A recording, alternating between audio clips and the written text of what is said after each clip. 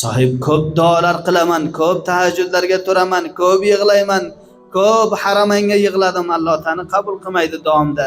Otajon, hojijon, inog'am, xoharda haqqini beribsizmi shuncha otga? Sohib kim xoharga haq beribdi?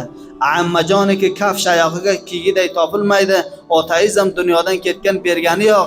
Sizki dunyoga tushunayotgan nasli javonsiz, siz nima uchun bermaysiz inog'ajon?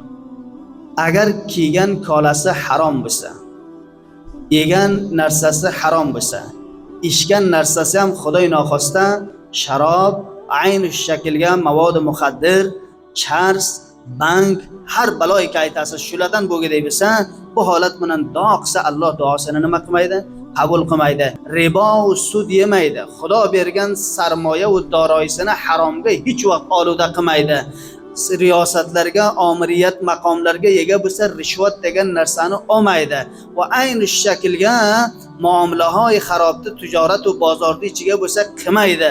Bilib to'xtab bir kishini ko'ziga to'froq urib uni molini harom shakliga olmaydi. Mana shunday bir holatga bo'lsa Alloh taolo duosini nima qiladi?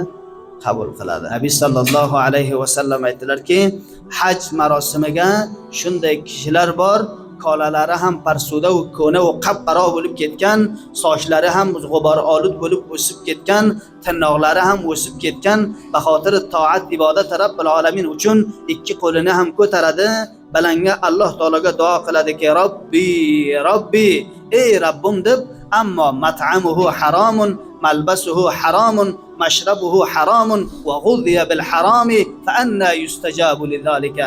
Aytdilar, yegani ham harom, ichgani ham harom va ayni hol kolayki ustiga kiygan ihromi ham harom va hatto buni taqziya bo'lgan badanlari, go'shtlari semirib ketgan harom bilan fa anna yustajabu lidhalika.